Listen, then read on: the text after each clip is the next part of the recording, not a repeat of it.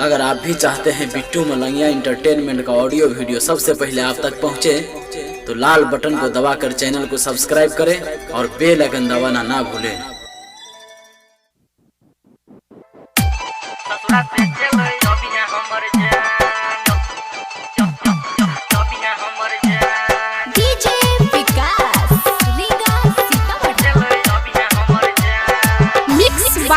बिट्टू मलंगिया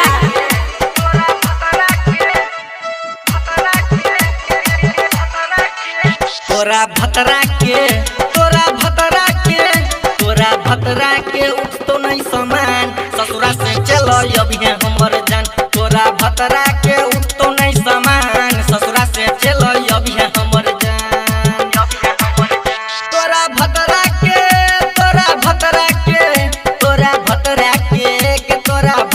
के मजा लो के हम पूरा बुयरमान ससुरा से चलो अभी हमर जान। तोरा भतरा के उठ तो नहीं समान ससुरा से चलो अभी हमर जान। ससुरा से चलो अभी हमर जान। अभी आप सुन रहे हैं खाजे डी से धड़कन फिल्म्स की शानदार प्रस्तुति डीजे विकास लीगा सीतामढ़ी। अखन अपने सब सुन रहल छी बिट्टू मलंगिया एंटरटेनमेंट के।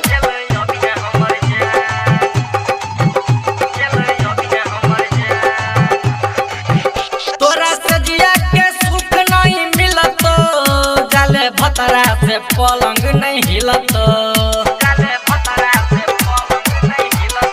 गे, तोरा से जिया के सुख नहीं मिलत गाले भतरा से पलंग नहीं हिलत। तोरा भतरा से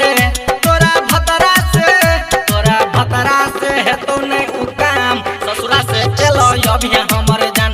तोरा भतरा के उठ तो नहीं समान ससुरा से चलो अभी हमर जान। ससुरा से चलो अभी हमर जान। अभी आप सुन रहे हैं खाजे डी से धड़कन फिल्म्स की शानदार प्रस्तुति डीजे विकास लीगा सीतामढ़ी। अखन अपने सब सुन रहल छी बिट्टू मलंगिया एंटरटेनमेंट के।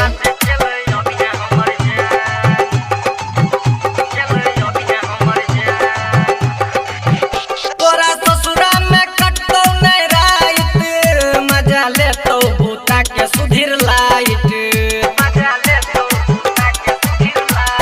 गे, तोरा ससुरा में कटतो नहीं राइत मजा ले तो भूता के सुधीर लाइट।